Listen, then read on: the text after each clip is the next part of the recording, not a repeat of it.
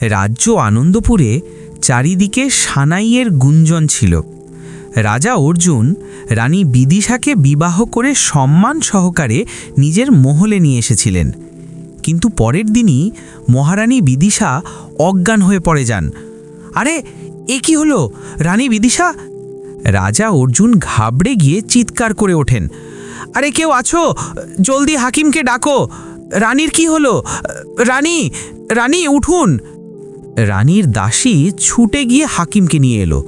হাকিম পরীক্ষা শুরু করলে রাজা অধীর হয়ে বললেন, আপনি চুপ কেন? হাকিমজি, তাড়াতাড়ি বলুন, আমাদের মহারানীর কি হয়েছে? হাকিম গম্ভীর স্বরে বললেন, মহারাজ, মহারানী গর্ভবতী, তিনি মা হতে চলেছেন। রাজা অবিশ্বাস নিয়ে চেঁচিয়ে উঠলেন, কি বলছেন আপনি হাকিমজি? এ কি করে সম্ভব? আমরা তো কালকেই রানী বিদিশাকে বিবাহ করে এনেছি, তাহলে একদিনে এ কি করে গর্ভবতী হতে পারে? রাজা বললেন, আমি মানতে পারি না, হয় এ গর্ভবতী নয়, নয়তো এই সন্তান আমার হতে পারে না। রানী বিদিশা দুর্বল স্বরে বললেন, না মহারাজ, এই সন্তান আপনারই, আপনার ছাড়া আর কেউ কখনো আমার কাছে আসেনি। কিন্তু রাজা ক্ষুব্ধ হয়ে বললেন, রানী বিদিশা, তুমি মিথ্যে বলছো, এই সন্তান আমার হতেই পারে না। একদিনে কোনো নারী গর্ভবতী হয়? এ কি পরিহাস শুরু করেছো তুমি? তুমি আমাদের সম্মান আর কুলের সর্বনাশ করার জন্য উঠে পড়ে লেগেছ। অনেক হয়েছে, আজই আমরা তোমাকে মৃত্যুদণ্ড দিচ্ছি। ঠিক সেই সময় মন্ত্রী চন্দন এগিয়ে এসে বললেন, মহারাজ, মহারাজ, যদি আপনার অনুমতি হয় তবে এই কাজটা আমাকে করতে দিন। আমি এই বিশ্বাসঘাতিনী রানীকে খুব কঠোর শাস্তি দেব, শুধু আমাকে একদিনের সময় দিন। রাজা বললেন, ঠিক আছে মন্ত্রী চন্দন, কিন্তু মনে রেখো, তুমি যদি ওকে শাস্তি না দাও তাহলে তার ফল তোমাকে ভুগতে হবে। যে আজ্ঞা মহারাজ, আপনি নিশ্চিন্ত থাকুন। মন্ত্রী চন্দন উত্তর দিলেন। এরপর তিনি রানীকে নিয়ে গভীর বনের দিকে রওনা হলেন।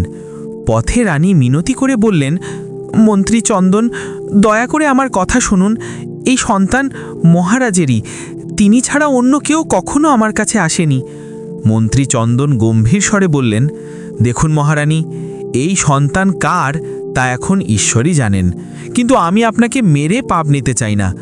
আমি আপনাকে জীবিত ছেড়ে দিচ্ছি, তবে সাবধান, আর কখনো এই রাজ্যে ফিরবেন না। যদি মহারাজ জানতে পারেন যে আপনি বেঁচে আছেন, তাহলে তিনি আমাকেও মারবেন আর আপনাকেও। রানী কেঁদে বললেন, আমি তো কোনো ভুল করিনি, তবে কেন এই শাস্তি? মন্ত্রী চন্দন কোনো জবাব না দিয়ে রানীকে ছেড়ে ফিরে গেলেন। রাজমহলে ফিরে এসে মন্ত্রী চন্দন রাজাকে বললেন, মহারাজ, আমি রানীকে জঙ্গলে নিয়ে গিয়ে মহল এবং জীবন দুটো থেকেই আলাদা করে দিয়েছি। এই পৃথিবীতে তিনি আর কখনো আপনার চোখে পড়বেন না। রাজা খুশি হয়ে বললেন, খুব ভালো করেছ মন্ত্রী চন্দন, আমরা তো এটাই চেয়েছিলাম, সাব্বাস। ওদিকে গভীর জঙ্গলে রানী বিদিশা একা ঘুরে বেড়াচ্ছেন। কাঁদতে কাঁদতে তিনি বললেন, হে ভগবান, আমার সঙ্গে এ কি হলো? আমি কি করে গর্ভবতী হতে পারি? আমি তো কোনো পরপুরুষের কথা ভাবিও নি। তবে এই সন্তান কার? এখন আমি কোথায় যাব? কার ভরসায় বাঁচব? ক্ষুধার্ত, ক্লান্ত আর বিধ্বস্ত অবস্থায় তিনি এগিয়ে চললেন। হঠাৎ কিছু দূরে এক সাধু বাবাকে দেখতে পেলেন। সাধু বাবা জিজ্ঞেস করলেন, হে কন্যা, তুমি এত কাঁদছ কেন? রানী সব কথা জানালেন এবং বললেন, বাবা, এই সন্তান কার? আমি কিছুই বুঝতে পারছি না। মহারাজ আমাকে বিশ্বাসঘাতক ভেবে সব কেড়ে নিলেন, এখন আমি কি করব? সাধু বাবা বললেন, কেঁদো না কন্যা, অগ্নি পরীক্ষা তো নারীকে দিতেই হয়। সত্যযুগে সীতাকেও দিতে হয়েছিল, আর এখন তোমাকে দিতে হবে। রানী বললেন, বাবা, আমি কিছু বুঝলাম না। সাধু বাবা বললেন, সময়ে এলে সব বুঝতে পারবে কন্যা, অলোক নিরঞ্জন। এই বলে সাধু বাবা চলে গেলেন। রানী চিন্তায় পড়লেন, তিনি এমন কেন বললেন? আমার কি কোনো অগ্নি পরীক্ষা বাকি আছে? হে ভগবান, এখন আমার পথ কি? তিনি একাকী জঙ্গলের পথে চলতে লাগলেন। হঠাৎ সামনে থেকে এক কালুকান্ত তান্ত্রিক এসে বলল, থাম রানী, তুমি আর কোথাও যেতে পারবে না, এখন তুমি আমার ফাঁদে পড়েছ। রানী ঘাবড়ে গিয়ে বললেন, তুমি কে? আমাকে যেতে দাও। এই বলে রানী অজ্ঞান হয়ে গেলেন। কালুকান্ত তাকে নিয়ে নিজের গুহায় চলে গেল। জ্ঞান ফিরতেই রানী চিৎকার করে উঠলেন, আমি কোথায়? আমাকে যেতে দাও। আমি তোমার কি ক্ষতি করেছি? কালুকান্ত হেসে বলল, তুমি এখন আমার বন্দি, আর কোথাও যেতে পারবে না। রানী মিনতি করে বললেন, আমি গর্ভবতী, আমার ভেতরে একটি সন্তান আছে, তার ওপর তো দয়া করো, আমাকে ছেড়ে দাও। কালুকান্ত নিষ্ঠুরভাবে বলল, এ তো আরও ভালো কথা, এখন আমি একসঙ্গে দুজনের বলি দেব, তাতে আমার শক্তি দ্বিগুণ হবে। রানী কাঁদতে কাঁদতে অনুনয় করতে লাগলেন, না না, এমন করো না, আমাকে যেতে দাও। কিন্তু কালুকান্ত তাকে বন্দি করে রাখল। রানী ভাবলেন, হে ভগবান, এখন আমি কি করব? আমার সন্তানও বিপদে, আমাকে কিছু একটা করতেই হবে। কালুকান্ত বলল, আরে ও রানী, চুপ করো, এই জঙ্গলে আমার ছাড়া তোমার সাহায্য করার কেউ নেই। আমি কিছু জিনিসপত্র নিয়ে আসছি, তারপর তোমার বলি দেব। এই বলে কালুকান্ত গুহা থেকে বাইরে চলে গেল। রানী ডাকলেন, কেউ আছো কি যে আমাকে সাহায্য করতে পারো? এই জঙ্গলে কি কেউ আছে যে আমার ডাক শুনবে? তখনই একটি বনদেবী এসে বলল, বলো মহারানী, তুমি এত কাঁদছো কেন? তোমার বিলাপে সমস্ত জঙ্গল দুঃখী, বলো আমরা কি সাহায্য করতে পারি? রানী অবাক হয়ে বললেন, তুমি কথা বলতে পারো? বনদেবী উত্তর দিল, হ্যাঁ, আমি এই জঙ্গলের রক্ষক, তাই কথা বলতে পারি। আমাকে এই বন্দিত্ব থেকে মুক্ত হতে হবে। এই কালুকান্ত আমাকে আর আমার সন্তানকে বলি দিতে চায়, আমাকে বাঁচাও। বনদেবী বলল, ঠিক আছে, আমি তোমাকে মুক্ত করে দেব, কিন্তু মনে রেখো, যদি তুমি আবার ওর খপ্পরে পড়ো, তাহলে আমরা সবাই বিপদে পড়ব। রানী প্রতিশ্রুতি দিলেন, আমি প্রতিশ্রুতি দিচ্ছি, আমি আর কখনো ওর হাতে ধরা দেব না। বনদেবী খাঁচা খুলে দিল এবং রানী পালিয়ে গেলেন। ছুটতে ছুটতে তিনি রাজমহলের দিকে যেতে লাগলেন। তিনি ভাবলেন, আমাকে মহারাজকে সব জানাতে হবে। এই পৃথিবী আমাকে আর আমার সন্তানকে গ্রহণ করবে না, কেবল মহারাজই আমাকে রক্ষা করতে পারেন। মহলে পৌঁছতেই বাগান থেকে কিছু কথা ভেসে এলো। রাজা অর্জুন বলছেন, আহ, আশ্চর্য নন্দিনী, তুমি কত সুন্দর, আমি তোমাকে ভালোবাসি। নন্দিনী উত্তর দিলেন, মহারাজ, আপনি সত্যিই আমাকে ভালোবাসেন? আমি তো বিশ্বাসই করতে পারছি না, আগে তো আপনি আমার বিবাহের প্রস্তাব প্রত্যাখ্যান করেছিলেন। রাজা বললেন, ওহ, তখন তো আমরা বিদিশাকে ভালোবাসতাম, কিন্তু এখন আমাদের মন বদলে গেছে, এখন আমরা আপনাকে ভালোবাসি। নন্দিনী বললেন, আমি খুব খুশি, এখন আপনার রানী হওয়ার জন্য আমার গর্বের। রাজা বললেন, তোমার জায়গা আর কেউ নিতে পারবে না। এসব শুনে রানী বিদিশা নিঃশব্দে পিছিয়ে গেলেন। তিনি ভাবলেন, মহারাজ দ্বিতীয় বিবাহ করে নিয়েছেন, তাও মিথিলাপুরের রাজকুমারী নন্দিনীকে। এখন আমি কি করব? আমি তাদের সুখের পথে বাধা হতে পারি না, আমাকে ফিরে যেতে হবে। রানী মন খারাপ করে আবার জঙ্গলের দিকে ফিরে গেলেন। হঠাৎ সেই কালুকান্ত তার সামনে এসে হাজির হলো এবং বলল, আহা, আবার ধরা পড়ে গেলে আমার হাতে, এখন শান্তি হলো? এখন আমার কথা মন দিয়ে শোনো, আমার সেই বাচ্চাটা চাই। রানী মিনতি করে বললেন, না কালুকান্ত, আমার সন্তানকে আমার কাছ থেকে কেড়ে নিও না, ও আমার শেষ সম্বল, ওকে ছাড়া আমি বাঁচতে পারবো না। এমনিতেও আমার জীবনে এখন আমার সন্তান ছাড়া আর কিছুই নেই। কালুকান্ত বলল, এই সন্তান কোনো সাধারণ শিশু নয়, এর মধ্যে একটা রহস্য আছে, একটা শক্তি যা শুধু আমি জানি, তাই এই সন্তান এখন আমার হবে। আর যতক্ষণ না ওর জন্ম হচ্ছে, তুমি কোথাও যাবে না। রানী ভাবলেন, হে ভগবান, আমার পরীক্ষা কবে শেষ হবে? আমি এমন কি পাপ করেছিলাম যার জন্য এই দিন দেখতে হচ্ছে? অনিচ্ছা সত্ত্বেও রানীকে কালুকান্তের সঙ্গে থাকতে হলো এবং দেখতে দেখতে 9 মাস কেটে গেল। প্রসবের পর রানী ক্লান্ত, আর সন্তান তার কোলে। তিনি বললেন, আমার বাচ্চা, এখন আমরা এখান থেকে পালিয়ে যাই, কালুকান্ত ফিরে আসার আগেই। রানী বাচ্চাকে জড়িয়ে গুহা থেকে বের হলেন। ঠিক তখনই কালুকান্ত তার পথ রুখে দাঁড়ালো এবং বলল, তুমি কি ভেবেছিলে যে আমার হাত থেকে পালিয়ে যেতে পারবে? এই বাচ্চা এখন আমার। রানী চিৎকার করে উঠেন, না, আমার সন্তানকে নিয়ে যেও না, তুমি যা চাও তাই নিয়ে নাও, কিন্তু আমার সন্তানকে ফিরিয়ে দাও। কালুকান্ত বলল, এবার তোমাকে শাস্তি পেতে হবে আমার সামনে থেকে পালানোর জন্য। ওম হ্রিং ক্লিং। কালুকান্ত মন্ত্র পড়ল এবং জাদুতে রানীকে ময়ূরে রূপান্তরিত করে দিল। যা, উড়ে যা, আর মনে রাখিস, যদি আবার কখনো আমার চোখের সামনে আসিস তবে তোর শেষ করে দেব। এই বাচ্চা আজ থেকে আমার হলো। ময়ূররূপী রানী চিৎকার করে উঠলেন, কেউ আছো, আমাকে সাহায্য করো, কালুকান্তমার সন্তানকে নিয়ে চলে গেছে, হে ভগবান, আমার লালকে বাঁচাও। তখনই বনদেবী অর্থাৎ মৃগ আবার সামনে এলো। রানী বললেন, বনদেবী, তুমি আবার এসেছো, আমাকে বাঁচাও, আমার সন্তানকে বাঁচাও। বনদেবী বলল, আমি আগেই বলেছিলাম জঙ্গলে আর ফিরে এসো না, এখন আমি আর তোমার সাহায্য করতে পারবো না। রানী কাঁদতে কাঁদতে বললেন, আমি মহলে গিয়েছিলাম, কিন্তু মহারাজ অন্য বিয়ে করে নিয়েছেন, আমার জন্য আর কোথাও জায়গা নেই, আমি শুধু আমার সন্তানকে চাই, ওকে বাঁচাও। বনদেবী বলল, এখন শুধু ঈশ্বরের কাছে প্রার্থনা করো, তোমার সন্তান যেখানেই থাকুক সে যেন সুরক্ষিত থাকে, নিজের খেয়াল রেখো। এই বলে বনদেবী চলে গেল। দেখতে দেখতে 3 বছর কেটে গেল। একদিন জঙ্গলে এক শিকারী এলো। সে গান গাইছিল, আমি শিকারী, আমার নিশানা কখনো ফসকায় না, আজ আমি শিকার করব। ওয়াও, আমি শিকারী, আজ তো অনেক ভালো ভালো পাখি ধরব, বাজারে এদের ভালো দামও পাওয়া যাবে। সে একটি গাছের নিচে দানা ছড়িয়ে দিল এবং ভাবল সব পাখি চলে আসবে। রানী, যিনি এখন ময়ূর, ভাবলেন, কতদিন ধরে কিছু খাইনি, কিছু খেয়ে না হলে যদি আমার শরীর খারাপ হয় তাহলে আমার সন্তানকে কি করে খুঁজব? আমাকে আমার সন্তানকে খুঁজতে হবে, তার জন্য কিছু তো খেতেই হবে। তিনি অনেক দানা দেখলেন, আর যেই না তিনি দানা খুঁড়তে গেলেন অমনি জালে ফেসে গেলেন। তিনি চিৎকার করে বললেন, হে ভগবান, এ কি হলো, আমি ফেসে গেলাম, কেউ আছো যে আমাকে সাহায্য করতে পারো, আমাকে বাঁচাও। ঠিক তখনই রতন নামের এক ব্যক্তি সে পথ দিয়ে যাচ্ছিল। রানী ডাকলেন, তুমি আমাকে সাহায্য করো, আমাকে এই জাল থেকে মুক্ত করো, আমি তোমার এই উপকার কখনো ভুলব না। রতন ভাবল, এত গভীর জঙ্গলে সাহায্যের জন্য কে ডাকছে? সে আশেপাশে দেখতে লাগলো, কিন্তু কাউকে দেখতে পেল না। রানী আবার ডাকলেন, নিচে দেখো, আমি এই জালে আটকে আছি, আমাকে মুক্ত করো।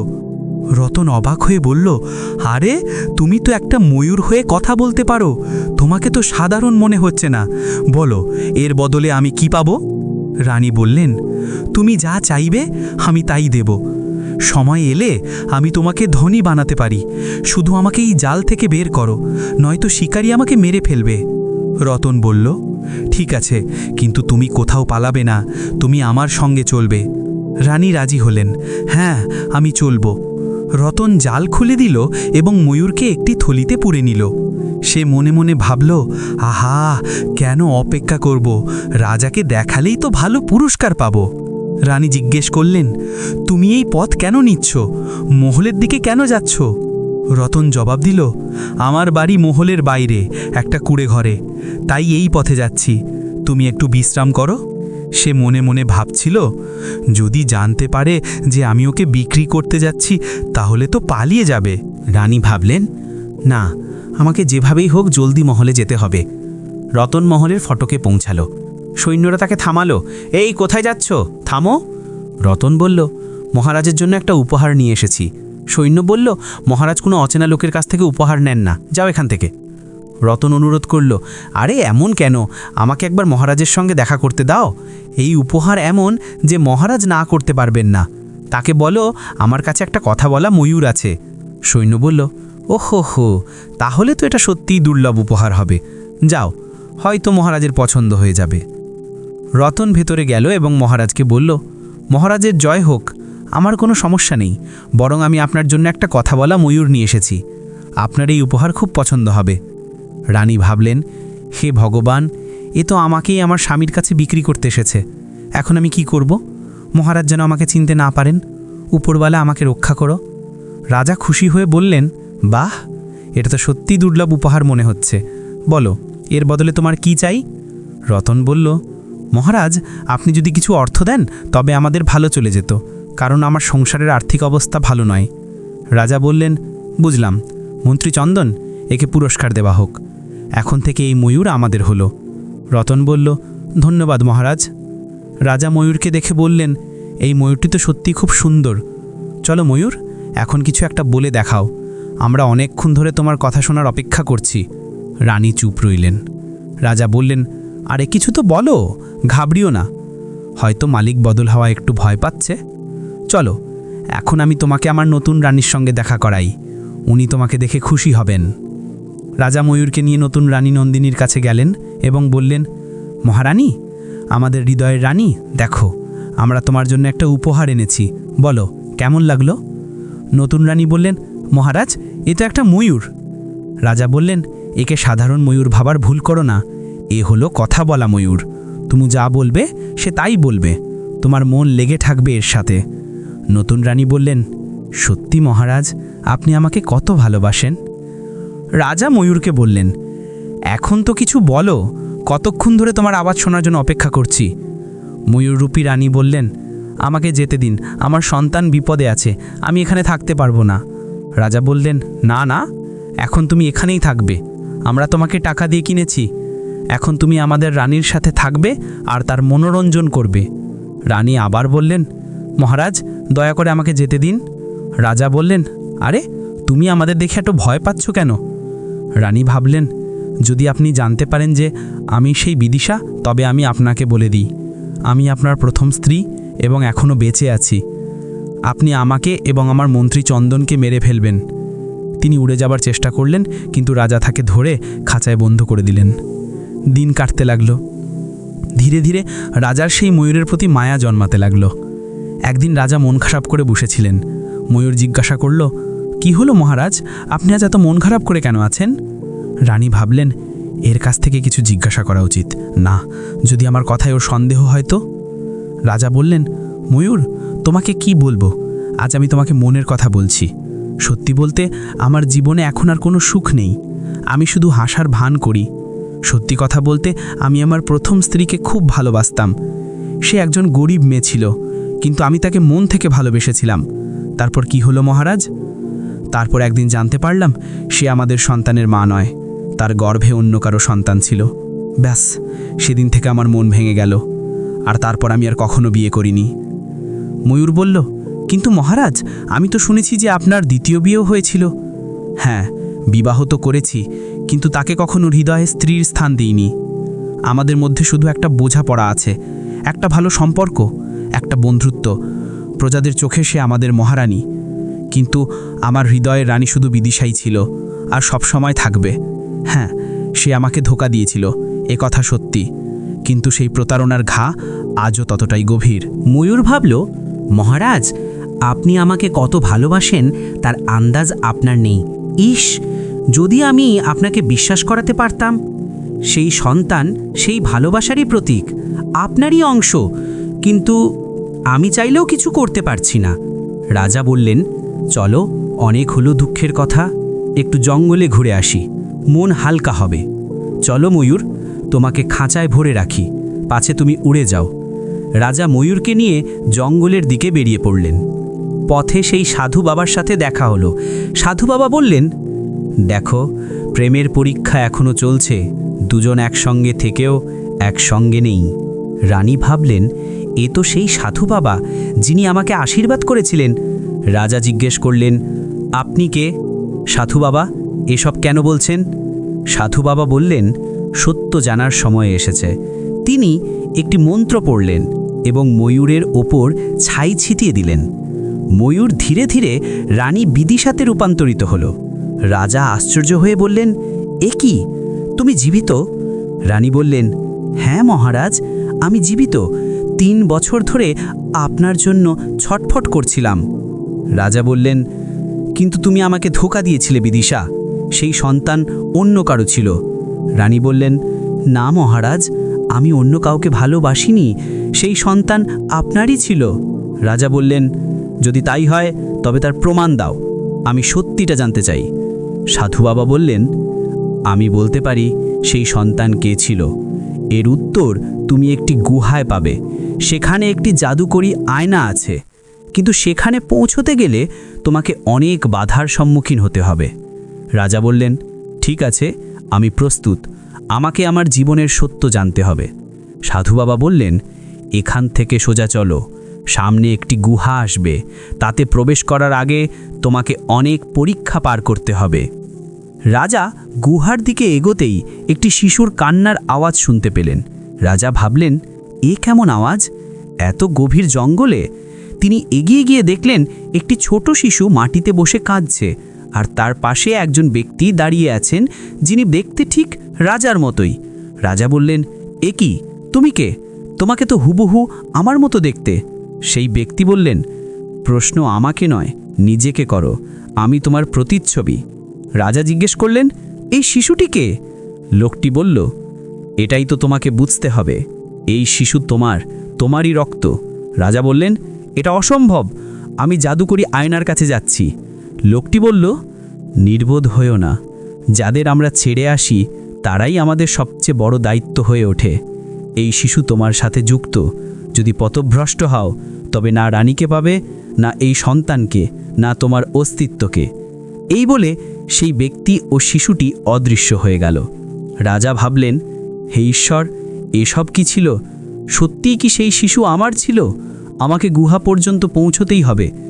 ঠিক তখনই এক নারী আবির্ভূত হলেন এবং বললেন, রাজা, আমাকে বিয়ে করো, তোমার 2 রানী আমার চেয়ে সুন্দরী নয়। আমি তোমাকে এমন সন্তান দেব যে এই জগৎ শাসন করবে।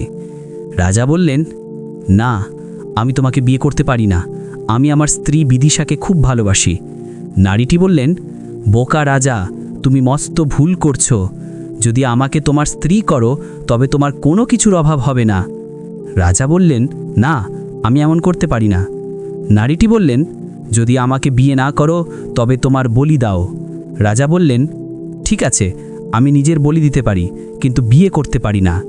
তখনই সেই নারীটি এক অপ্সরায় রূপান্তরিত হলেন এবং বললেন, আমি বহু বছর আগে একজন অপ্সরা ছিলাম। আমার বাবার আদেশ অমান্য করার কারণে আমাকে অভিশাপ দেওয়া হয়েছিল। যতক্ষণ না আমি এক ভগ্ন হৃদয় পুরুষের রক্ত পান করব, ততক্ষণ মুক্তি পাব না। আজ তোমার রক্ত পান করে আমার অভিশাপ শেষ হলো। এখন আমি আমার লোকে ফিরে যাচ্ছি। এই বলে অপ্সরা আকাশে মিলিয়ে গেল। রাজা গুহার দরজার কাছে পৌঁছলেন। তিনি ভাবলেন, মনে হচ্ছে এটাই গুহা, আমার জলদি ভেতরে যাওয়া উচিত।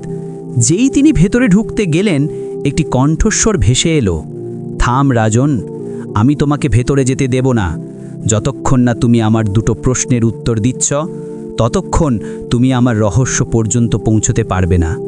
রাজা বললেন, ঠিক আছে, জিজ্ঞেস করো। কণ্ঠস্বর বলল, রাজা প্রথম ধাঁধা শোনো। তিনি এমন ভাবলেন, একটি রত্ন এই গুহা তো যা নির্জন না লাগছে। আছে পৃথিবীতে, জাদুকরি না আয়না আকাশে, কোথায় থাকবে? তবুও সবাই তাকে কিছুক্ষণের খোঁজে। মধ্যেই তিনি জাদুকরি যার আয়নার কাছে সামনে থাকে দাঁড়িয়ে সে রইলেন। শান্ত, তিনি আর বললেন, যার কাছে হে না জাদুকরি থাকে আয়না, সে অস্থির। আমাকে বলো সেটা কি? আমার রানীর সত্য রাজা দেখাও। ভেবে বললেন, বলো, সত্য। ওর গর্ভে যে সন্তান কণ্ঠস্বর ছিল, বলল, তা কি তোমার আমার উত্তর ছিল? তোমার উদ্দেশ্য আয়না বলল, থেকেও বেশি সত্য। শোনো রাজা, এখন সেই তুমি সন্তান ভেতরে তোমারই যেতে ছিল। পারো। ঈশ্বর তোমাদের দুজনের প্রেম আর বিশ্বাসের পরীক্ষা নিচ্ছিলেন। রানী সেই পরীক্ষায় সফল হলো, কিন্তু তুমি ব্যর্থ হলে। রাজা চিৎকার করে বললেন, না, আমি আমার স্ত্রী আর সন্তানকে প্রত্যাখ্যান করেছি। হে ভগবান, আমি এত বড় অন্যায় কি করে করলাম? আমাকে ক্ষমা করে দাও। আয়না বলল, তুমি এমন এক পাপ করেছ যার প্রায়শ্চিত্ত এই জন্মে করতে পারবে না। রাজা রানীর কাছে গেলেন এবং বললেন, রানী, আমাকে ক্ষমা করে দাও। আমি বুঝতে পেরেছি সেই সন্তান আমারই ছিল। তুমি সত্যি বলছিলে। এখন বলো, আমাদের সন্তান কোথায়? রানী বললেন, মহারাজ, সেই সন্তানকে এক কালুকান্ত তান্ত্রিক নিয়ে গেছে। সেই আমাকে ময়ূর বানিয়েছিল। আমি আমার সন্তানকে ফিরিয়ে আনতে চাই। সেই কালুকান্ত ওকে বলি দিতে চাইছে যাতে সে সর্বশক্তিমান হতে পারে। সাধু বাবা বললেন, তাকে বাঁচানো সম্ভব। এখান থেকে অল্প দূরে একটি জাদুকরি ঝর্ণা আছে, তার জল পবিত্র। সেই জল কালুকান্ত এর ওপর ছিটালেই সে ভস্ম হয়ে যাবে। রাজা বললেন, ধন্যবাদ গুরু। সাধু বাবা অদৃশ্য হয়ে গেলেন। রাজা আর রানী জাদুকরি ঝর্ণার দিকে দৌড়ালেন। সেখানে পৌঁছে রানী বললেন, মহারাজ, এখন আর দেরি করা উচিত নয়। দুজন ঝর্ণার পবিত্র জল একটি কলসিতে ভরে কালুকান্ত এর গুহার দিকে চললেন। সেখানে শিশুটি একটি অগ্নিগোলকের মাঝে বসে কাঁদছিল। রাজা চিৎকার করে বললেন, থাম দুষ্ট কালুকান্ত, আমার সন্তানকে ছেড়ে দে, নয়তো তোকে জীবিত ছাড়ব না। কালুকান্ত হেসে বলল, শেষমেশ তুই এলি রাজা, কিন্তু এখন অনেক দেরি হয়ে গেছে, আমি সর্বশক্তিমান হব। রাজা বললেন, তুই আমার স্ত্রী আর পুত্রকে অনেক কষ্ট দিয়েছিস, এর শাস্তি তুই আজই পাবি। কালুকান্ত জাদুকরী শক্তি দিয়ে আঘাত করল। রানী অজ্ঞান হয়ে পড়ে গেলেন। রাজা তার ছড়ি কেড়ে নিয়ে ছুঁড়ে ফেললেন এবং ঝর্ণার জল কালুকান্ত এর ওপর ছিটিয়ে দিলেন। কালুকান্ত চিৎকার করে বলল, না, আমার শরীর জ্বলছে। সে ভস্ম হয়ে গেল। শিশুটি জোরে জোরে কাঁদতে শুরু করল। রাজা তাকে কোলে নিলেন এবং রানীর কাছে গেলেন।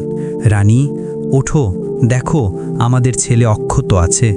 রানী জ্ঞান ফিরে পেয়ে বললেন, আমার ছেলে, আমার লাল।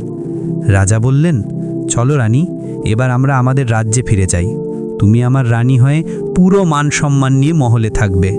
রানী বললেন, সত্যি মহারাজ? কেন নয়, তুমি আমার রানী আর সব সময় থাকবে।